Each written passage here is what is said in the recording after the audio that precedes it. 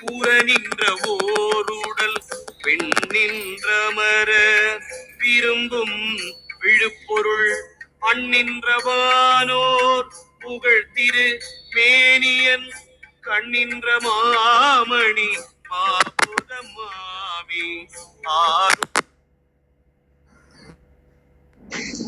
அனைவருக்கும் இனிய காலை வணக்கங்கள்.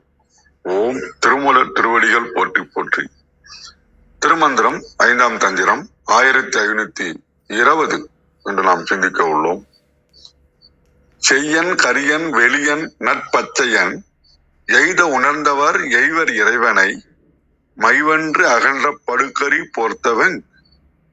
போர்த்தவன் கையன் இவனென்று காதல் செய்வீரே. பழைய நிலைகள்ல நம்ம இறைவனை அடைவதற்கான வழிமுறைகளை கண்டிப்பாக திருமந்திரம் படித்தா ரீச் ஆகலாம். அதுல ஒன்றும் எல்லளவும் சந்தேகமே கிடையாது. ஒன் ஆஃப் த சிலபஸ் தான்.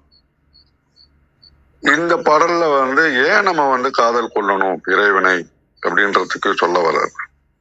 5 தொழில்களை செய்கின்றான், 5 நிறங்களை உடையவன், அவனுடைய பவரை சொல்றாருங்க. அந்த ஒரு இதுல வரும், தோலை உரிச்சி, யானை தோலை உரிச்சி போர்த்தி இந்த வீர செயல் வீரட்டா இதுல வரும். அப்ப அந்த சென்மை செய்யன் அப்படின்னா சென்மை நிறைந்த பிரம்மா, கரியன் கரிய நிறம் கொண்ட விஷ்ணு, வெளியன் வெள்ளை நிறம் கொண்ட உரித்திரன், நற்பச்சையன் நன்மை தரக்கூடிய மகேஸ்வரன், எல்லாத்துக்கும் மேல அருள் செய்யக்கூடிய சிவபெருமான். இந்த 5 தொழில்களையும் உணர்ந்தவர்கள் தான் இறைவனை அடைய முடியும்.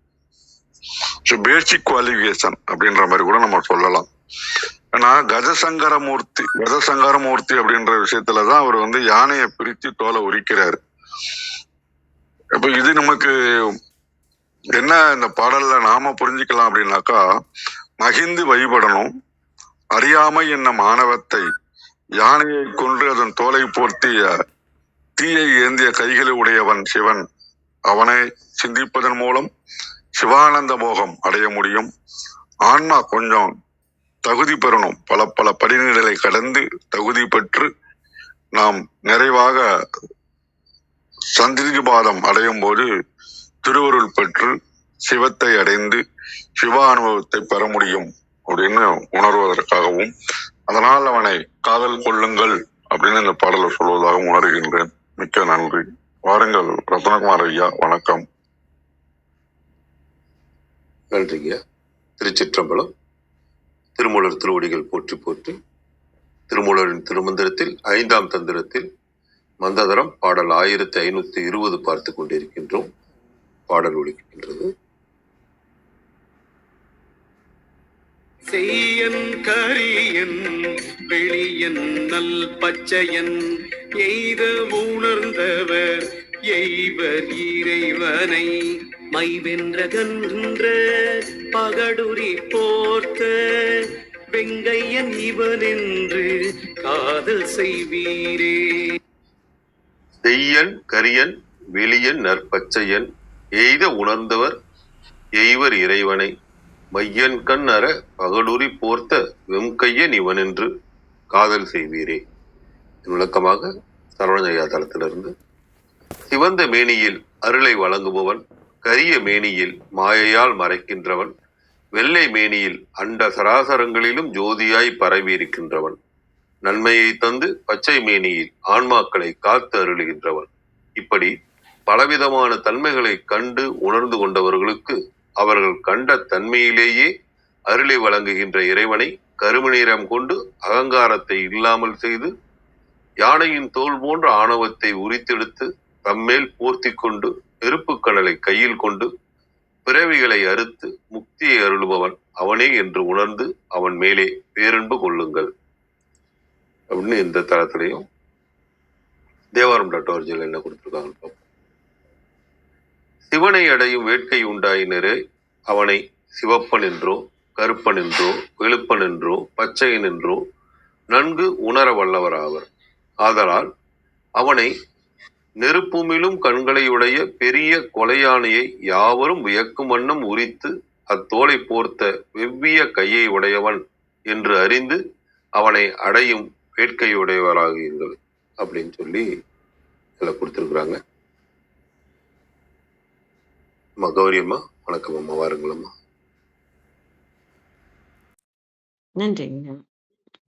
அருமை. நிறைய விளக்கங்கள் கிடைச்சிருக்கு. மிக்க நன்றி. அனைவருக்கும் அன்பு வணக்கம். ஓம் நந்தியம்பெருமான் திருவடி போற்றி. ஓம் திருமூலர் திருவடி போற்றி. ஓம் நம சிவாய். திருமந்திரம் 1520. செய்யன் கரியன் வெளியன் பச்சையன் எய்த உணர்ந்தவர் எய்வர் இறைவனை மைவென்று அகன்ற பகடூரி போர்த்த வெங்கையன் இவன் என்று காதல் செய்வீரே.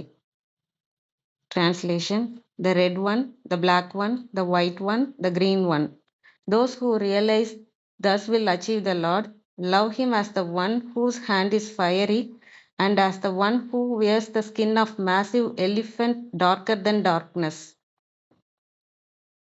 அப்படின்னு கொடுத்துருக்காங்க என்னோட புத்தகத்துல. செய்யன் கரியன் வெளியன் பச்சையன், நல்ல பார்வை. அது ஒவ்வொரு நிலையாவும் பிரம்மா விஷ்ணு ருத்ரன் மகேஸ்வரன் நம்ம ஒவ்வொரு நிலையா போற மாதிரி பார்க்கலாம். இன்னொரு பார்வையும் என்னன்னா, எய்த உணர்ந்தவர் எய்வர் இறைவனை அப்படின்றாங்க. அப்ப இந்த 4 விஷயத்த அடையணும்னு நினைச்சவங்க தான் இறைவனை அடையிறாங்க இல்லையா? அப்ப இது நம்ம போன பாடல் யோகத்துல இருக்கிற மாதிரி அந்த உணர்வு வச்சு உள்ள போனாங்க. கன்னித்துறை படிந்தாடும் அந்த கருத்துக்கும் உணர்வுக்கும் போனாங்க. இது ஞான மார்க்கத்துல எடுத்த உடனே நம்ம இறைவனை அடையணும்னு நினைக்க மாட்டோம். ஞான மார்க்கத்துல இது இதெல்லாம் எப்படி நடக்குது அப்படின்றது தான் யோசிப்போம். நான் யாரு, இந்த மனம் எப்படி வேலை செய்யுது, இந்த உடல் எப்படி வேலை செய்யுது, அந்த மாதிரி தான் ஆரம்பிப்பாங்க ஞான மார்க்கத்துல இருக்கிறவங்க. இந்த உலகம் எப்படி இயங்குது, இந்த மாதிரியான யோசனைகள் அதை அறிந்த பிறகுதான் அதுல இருந்து எப்படி வெளில வரணும், அதுல இருந்து அதை எப்படி வெளில வரணும்னு யோசிக்கும் போதுதான் அந்த இறைவன் புலப்படுவாங்க நமக்கு. அதனால இது அந்த கிரியையில ஞானம் மாதிரி அந்த மந்தத்தரத்துல ஞான பார்வையில இதை பார்க்குற மாதிரி. ஏன்னா அந்த 2வது வரினால எனக்கு அந்த மாதிரி தோணுது.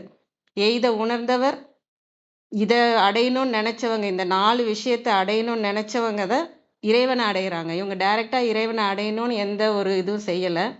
இந்த 4ஐயும் அடையணும்னு நினைச்சவங்க இறைவனை அடையிறாங்க அப்படின்ற மாதிரி அந்த பொருளை நான் பார்க்கறதுனால அந்த பார்வையும் நம்ம பார்க்கலாம். அந்த மாதிரி பார்த்தோன்னா, செய்யன் கரியன் வெளியன் பச்சையன்னா, இப்போ ஞான மார்க்கத்தில் இருக்கவங்க எதை யோசிப்பாங்க அப்படின்னா, இந்த நம்மள்ட்ட இருக்க உடல் உயிர் மனம் அறிவு, அது அன்னமய கோஷம் பிராணமய கோஷம் மனோமய கோஷம் விஞ்ஞானமய கோஷமா இருக்கும் இல்லையா?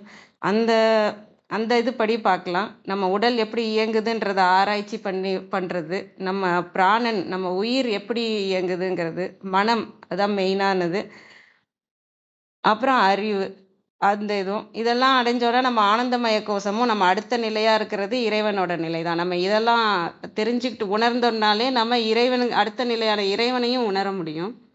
இல்லை இதை மனம் புத்தி சித்தம் அகங்காரமாகவும் பார்க்கலாம். செய்யன் கரியன் வெளியன். நீங்க இதை உணர்ந்துட்டாலும் மனம் எப்படி வேலை செய்யுது, நம்ம அகங்காரம் எப்படி வேலை செய்யுது, நம்ம எந்த இடத்துல ஈகோவோட இருக்கிறோம், எந்த இடத்துல மனம் மனம் பின்னாடியே போகிறோம், அறிவு எப்போ வேலை செய்யுது, இந்த ஆராய்ச்சியில இறங்கினாலுமே நம்ம விழிப்பு நிலையில இருந்து நம்ம இருந்தாதான் இதுல இருந்து தப்பிக்க முடியும்ன்றது நமக்கு புரிய வரும். அதுதான் இறைவனாக இருக்கும். நம்ம விழிப்பு நிலையில இருக்கும்போது தான் நம்ம இறைவனை பற்றி கொண்டு இருக்கிறோன்ற அந்த உணர்வு வரும். அதனால அந்த நிலையாகவும் பார்க்கலாம். இல்லை நிலம் நீர் காற்று நெருப்பு இந்த தத்துவம் நமக்குள்ள இருக்கிறத நம்ம உணர்ந்தோம்னாலும், இதை யோக மார்க்கமா பார்த்தா அந்த இதை உணர்ந்தாலும் ஆகாயத்தை புரிய வருங்கிறதையும் பார்க்கலாம். இதுல எனக்கு இதா வர்றது ஞான மார்க்கமா பார்க்கும்போது விழிப்பு நிலையாகவும் பார்க்கலாம். விழிப்பு நிலையில நம்ம ஒருத்தவங்களா இருப்போம், தூங்கும்போது ஒருத்தவங்களா இருப்போம், ஆழ்ந்த தூக்கத்துல நானுன்ற அந்த இதே இல்லாம இருப்போம், துரிய நிலையில நம்ம இறைவனோட கலந்திருக்கிற நிலையாகவும் இருப்போம். இப்படி அந்த இடத்துலையும் பார்க்கலாம். எனக்கு உடல் உயிர் மனம் அறிவு சொல்றதா பார்க்குறேன். அதாவது அன்னமய கோஷம் பிராணமய கோஷம் மனோமய கோஷம் அப்புறம் விஞ்ஞானமய கோஷம், அந்த மாதிரி அதை புரிஞ்சவங்க, இந்த இயக்கம் எப்படி நடக்குதுன்னு ஆராய்ந்து அறிந்தவர்கள், இதெல்லாம் நீங்க ஏன்னா எந்த வழியிலயும் நம்ம இறைவனை போய் பிடிக்கலாம் இல்லையா? நம்ம எப்படி வேணாலும் பக்தி மார்க்கத்துல போகலாம், யோக மார்க்கத்துல போகலாம். இப்ப போன பாடல் யோகத்துல சொன்னதுனால, இந்த பாடல் வந்து ஞானத்துக்கு நான் வரேன். அதுக்கு முன்னாடி கிரியையில பார்த்த மாரி எனக்கு பார்வை இருந்தது. அதனால எய்த உணர்ந்தவர் எய்வர் இறைவனை. ஆராய்ந்து அறிந்து தன்னோட உடல் எப்படி இயங்குது, மனமும் உடலும் தான் சேர்ந்து இயங்குது இல்லையா? அந்த உயிர் தான் கொஞ்சம் கொஞ்சமா மேல வந்து நமக்கு ஆன்மாவாகவும் ஜீவனாக இருந்த உயிர் சக்தி தான் ஆன்மாவாக மாறுது. அந்த மாதிரி இதை பத்தின ஆராய்ச்சி நம்ம பண்ணும்போதும் நம்ம இறைவனை அடைய முடியும். மைவென்று அகன்ற பகடு உரி போர்த்த வெங்கையன் இவன் என்று காதல் செய்வீரே. அந்த மை வென்றுன்னா அந்த இருளை வென்று இந்த இந்த இதெல்லாம் நம்ம புரிஞ்சிருச்சுனாலே நம்ம இதுல இருந்து எப்படி வரணும் அப்படிங்கிறது, யாரை பிடிக்கணுன்றது தெரிஞ்சிரும். அகன்ற பகடு உரி போர்த்த வெங்கையன். இது அந்த பகடு உரி ஐயா சொன்னாங்க அழகா, அந்த யானை தோலை உரித்த அந்த வெம்கையன்றதுக்கு 2 பொருளாகவும் பார்க்கலாம். தீயை ஏந்திய கையனும், அப்புறம் அந்த அந்த அளவுக்கு திறமையான வெங்கையன்ன்றதையும் பார்க்கலாம். இவன் என்று காதல் செய்வீரே. அந்த அறியாமை இருளைய அந்த ஆணவ இருள் அதையும் போக்க வல்லது யாருன்னு பார்த்தா அந்த இறைவன் தான் அப்படின்னு சொல்லிட்டு காதல் செய்வீரே. அப்படிதான் ஞான மார்க்கத்துல போறவங்களுக்கு அப்படிதான் வரும். எப்படின்னா, எதை எப்படி நேரடியா இறைவனை பற்றி கொள்ளாம இது மற்றதெல்லாம் ஆராய்ந்து அறிந்து எப்படி இயங்குதுன்ற ஆராய்ந்து அறிந்து பார்க்கும்போது இறைவன் எங்க இருக்கிறான்னு தெரிஞ்சிட்ட பிறகு அங்க அன்போட அவரையே பற்றி கொண்டிருப்பது. அந்த இதை சொல்றதா நான் புரிஞ்சுக்கிறேன். இன்னும் இதுல பல பார்வைகள் இருக்கும். ஏன்னா செய்யன் கரியன் வெளியன் பச்சையன் சொல்லிட்டாங்க. அதாவது சிகப்புக்கார கருப்புக்கார வெள்ளைக்கார பச்சைக்காரன்ற மாதிரி இருக்கு. அது யாரை சொல்றாங்கன்றது நம்ம யாரை வேணாலும் பொருத்தி பார்க்கலாம். ஆனா அவங்கள அடையணும்னு நினைச்சவங்க இறைவனை அடைவாங்க. அவங்க ஏன் இறைவனை அடைவாங்கன்னா, அவங்களுக்கு புரிய வந்துரும். அந்த இறைவன் தான் இந்த அறியாமை இருள்ல இருந்தும் ஆணவ இருள்ல இருந்தும் நம்மளை கொண்டு போறதுன்ட்டு. அதனால அவங்க மேல பக்தி செலுத்துவாங்க. பக்தி செலுத்தி நம்ம வந்து அதுல இருந்து நம்ம விடுபடலாம். அதுவும் அவங்களுக்கு புரியும். இறைவனை புரிய வந்த உடனே நமக்கு புரிய வரும், இந்த அறியாமையை எப்படி போக்குறது அப்படின்றதையும் புரிய வரும். அப்படின்ற மாதிரி நான் புரிஞ்சுக்கிறேன். அனைவருக்கும் நன்றி. வாங்க கீர்த்திகாமா. வணக்கம் அம்மா.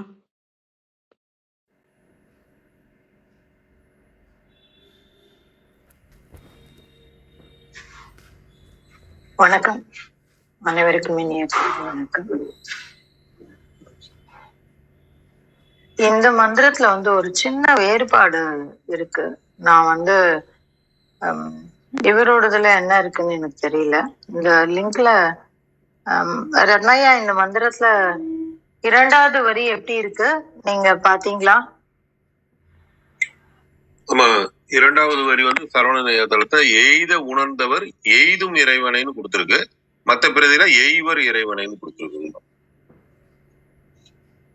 எய்த உணர்ந்தவர் எய்தும் இறைவனைன்னு சொல்லி சரவண தளத்திலையும், மத்ததுல எய்த உணர்ந்தவர் எய்வர் இறைவனை அப்படின்னு கொடுத்திருக்கு. நான் வந்து என்னுடைய 2 பிரதில நான் செக் பண்ணியிருக்கேன். அதுல வந்து எய்த உணர்ந்தவர் எய்யலர் இறைவனை, அலர் எய்யலர் எய்வர் இல்ல, எய்யலர் இறைவனை அப்படின்னு. இது வந்து யாரு வெளியிட்டுனா பஞ்சாட்சர தீப உரை அப்படின்னு சொல்லிட்டு திருக்கைலாய பரம்பரை திருவாடுதுறை ஆதீனம் அவருடைய வெளியீடு இது. அதுல வந்து எய்யலர் அப்படின்னு இருக்கு. ஏன்னா இது ஒரு முக்கியமான குறிப்பு. ஆனா இந்த என்னுடைய நான் ஹார்ட் காப்பி வச்சிருக்கிறது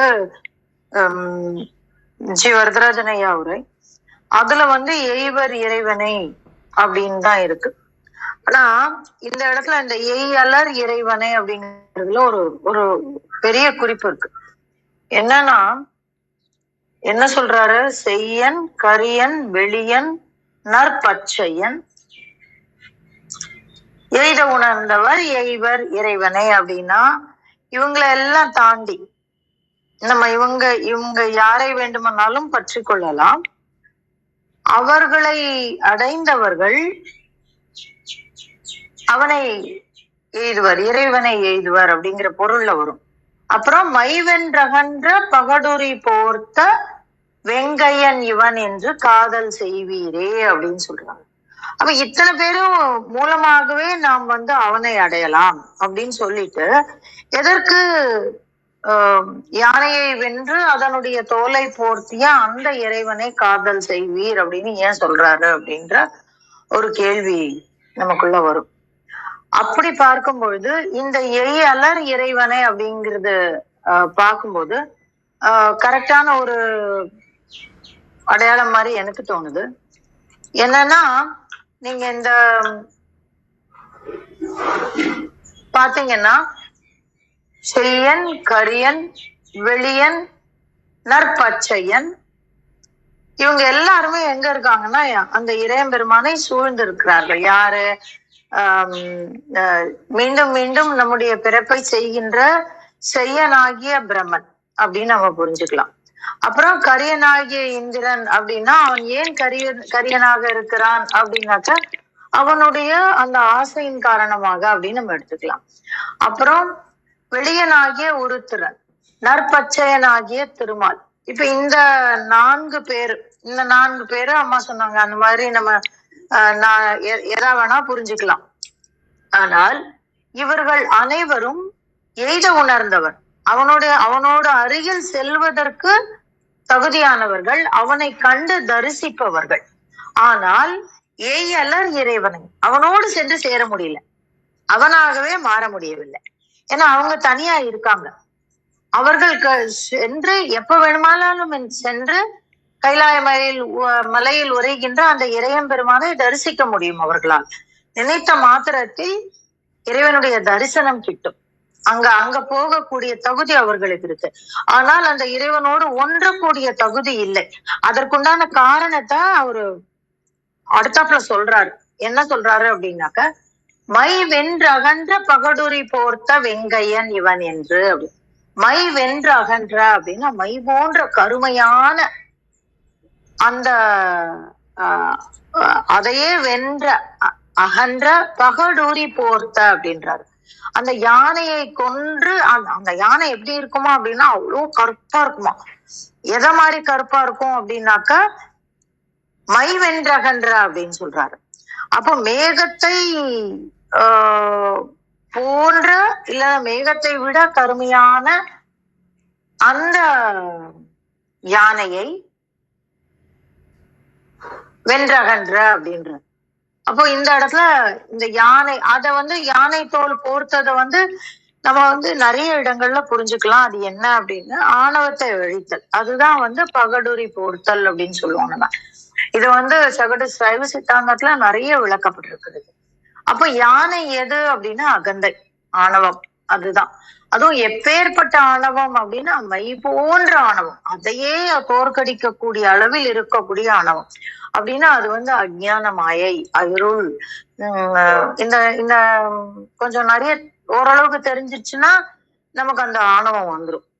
எனக்கு எல்லாம் தெரியும் அப்படின்னு சொல்லி, இல்ல இந்த நிமிடமும் கற்றுக்கொள்ளுகிறோம் அப்படிங்கிற ஒரு தன்மை இல்லாது போயிடுச்சுன்னா என்ன ஆகும் அப்படின்னா, நான் உணர்ந்ததுதான் சரி, நான் சொல்வதுதான் சரி, நான் பேசுவதுதான் சரி, நான் எழுதுவதுதான் சரி, நான் நடப்பதுதான் சரி அப்படிங்கிற ஒரு ஆணவம் உள்ளுக்குள்ள இருக்கும்.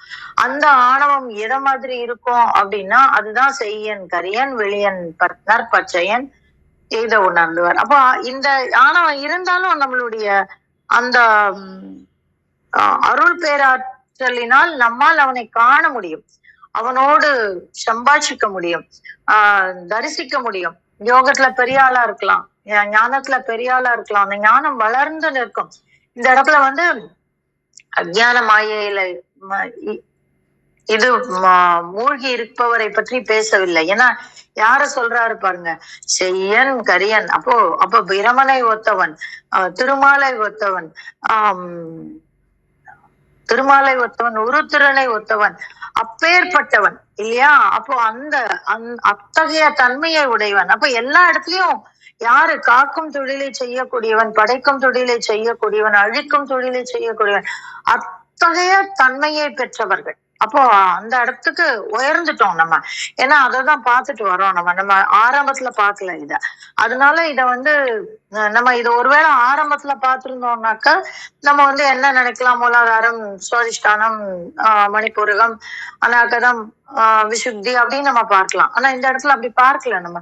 ஏன்னா நம்ம வந்து அந்த தன்மையுடையவன். அப்ப அதெல்லாம் ஜெயிச்சவங்க, எய்த உணர்ந்தவர் அப்படின்னா அந்த இடத்துக்கு போயிட்டோம் நம்ம. அப்ப அவங்களை ஒத்த தன்மையை உடையவன் எய்யலர் இறைவன். ஆனா அங்க போயிட்டோம். ஆனா இன்னும் நம்மளால இறைவனை தொட முடியல, இறைவனோடு சென்று சேர முடியவில்லை, அது சாயுஜ்ய நிலையை நம்மால் அடைய முடியவில்லை. எதனால் அப்படின்னா மை போன்ற யானை அளவில் இருக்கக்கூடிய அந்த ஆணவம் வந்து நமக்குள்ள இருக்கு. அதனால நீ அங்க போக முடியல.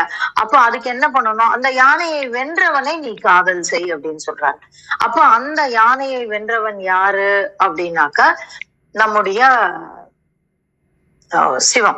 அந்த இறையம் பெருமான் பரசிவமாக நின்று நம்மை ஆட்கொள்ளுகின்ற அந்த இறையம் பெருமானை நீ காதல் செய் அப்படின்னு சொல்றாரு. காதல் செய் அப்படின்னா இந்த இடத்துல என்ன அப்படின்னா பக்தி.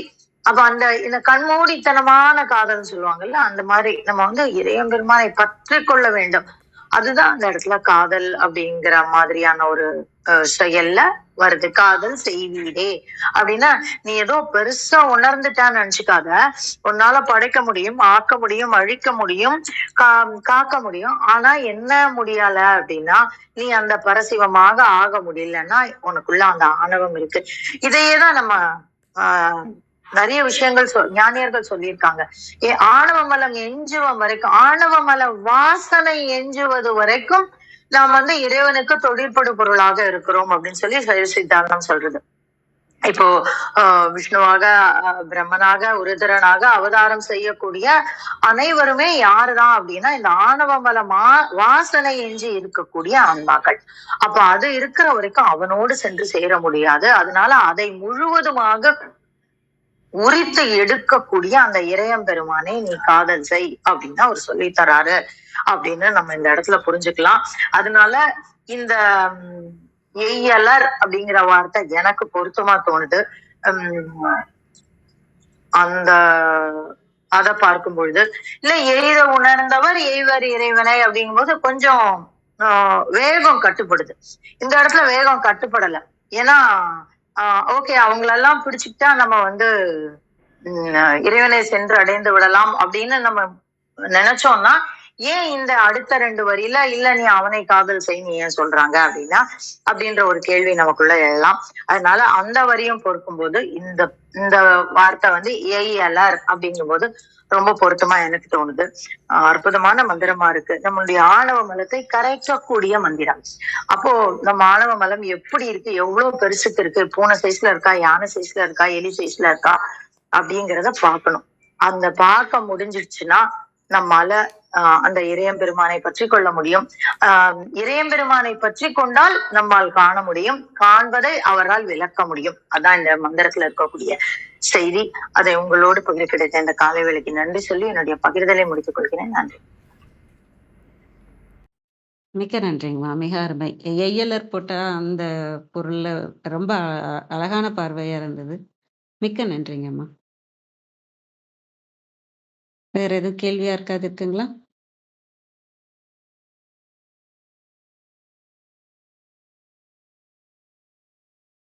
நிறைவு செஞ்சுக்கலாமாங்க ஐயா? ரத்னகுமார் ஐயா வாங்க ஐயா. நன்றிங்க ஐயா. நன்றி அம்மா. எய்வர் அப்படிங்கிறதுக்கு அறிவர் அப்படிங்கிற இதான் அந்த தேவரம் டாக்டர் ஒரு இலக்கிய குறிப்புரையில கொடுத்திருந்தாங்க. நீங்களும் உங்க பார்வையில சொன்னீங்க. மிக்க நன்றி. நிறைவு செய்து கொள்வோம். திருமந்திரம் கேட்க, ஓத, பயில, அறிவில், உணர்வில் தூய்மையும், ஆன்ம உணர்வும், துணிவும், சஞ்சலம் சங்கடமற்ற வாழ்க்கையும், சிவன் மீது உண்மையான உணர்வு பெறுதலும் கிட்டும். யான் பெற்ற இன்பம் பெருகையும் வையகம் என்ற திருமூலரின் கூற்றுக்கணங்க வந்திருந்து கருத்துக்களை பகிர்ந்து கொண்ட சான்றோர்களுக்கும் மெய்யன்பர்களுக்கும் மிக்க நன்றி. களம் நிறைவடைகிறது. மீண்டும் நாளை காலை 6:30 மணிக்கு கேள்வி ஞானம் ஆன்ம சாதனைகளில் சந்திப்போம். 5